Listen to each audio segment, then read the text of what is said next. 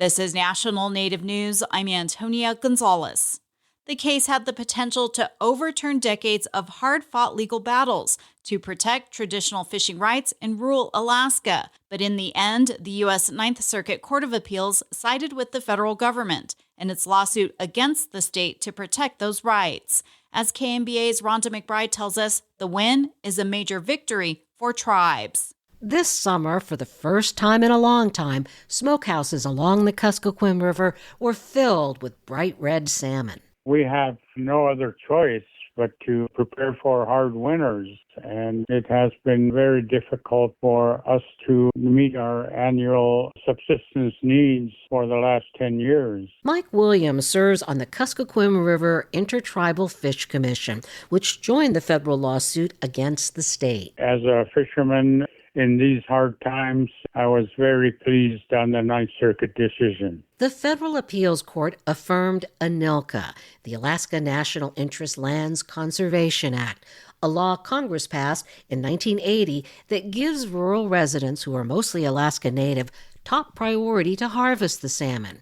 The court says the state broke that law in 2021 when it ignored restrictions that federal managers imposed to save a struggling salmon run, as well as subsistence protections an Athabascan elder named Katie John had won in numerous court battles.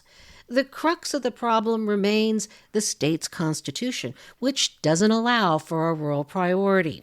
Alaska's Attorney General Treg Taylor says he's disappointed in the decision, but not surprised. In a statement, he said the case would need to be decided at the highest level, yet stopped short of saying whether the state plans to appeal this case to the U.S. Supreme Court.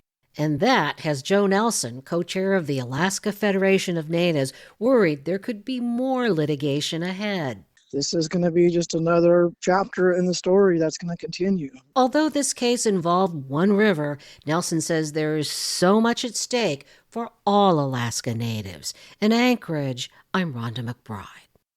A youth curfew aimed at reducing violent crime in the Gila River Indian community in Arizona has been in place since late February. As KJZZ's Gabriel Pietrorazio reports, the curfew will now be in effect through the end of the year. It marks the fourth time the curfew has been extended. In this latest executive order, Governor Stephen Roe Lewis wrote that the tribe south of Phoenix saw a decline in crime between June and August, but concerns over threats to public safety still remain, with Lewis adding that emergency action gives us stronger, more flexible tools to prevent violence and disorder before it starts.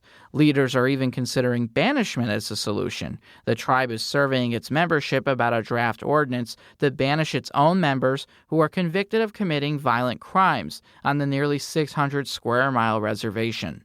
For National Native News, I'm Gabriel Pietrorazio. The Spirit Lake Nation, the Turtle Mountain Band of Chippewa Indians, and Native voters are formally asking the U.S. Supreme Court to review their case involving Native voting rights in North Dakota in the court's upcoming term. They filed a petition Tuesday. According to attorneys, the plaintiffs have been fighting for fair representation for Native voters since 2022. Public statements and expert testimony in the Line 5 reroute begin Wednesday in Madison, Wisconsin, and Bridge Energy plans to build a new 41-mile segment of its pipeline. Tribal and environmental groups are among those in opposition, raising environmental concerns, while supporters are pointing to jobs and an economic boost. I'm Antonia Gonzalez.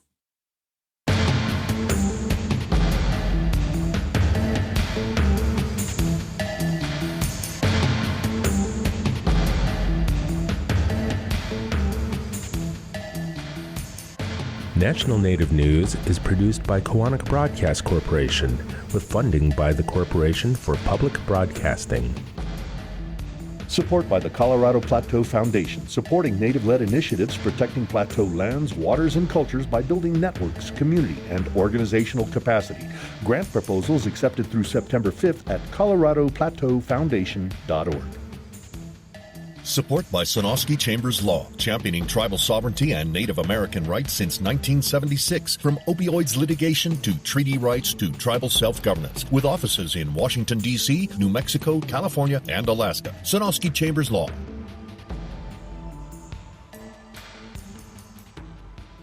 Native Voice One, the Native American Radio Network.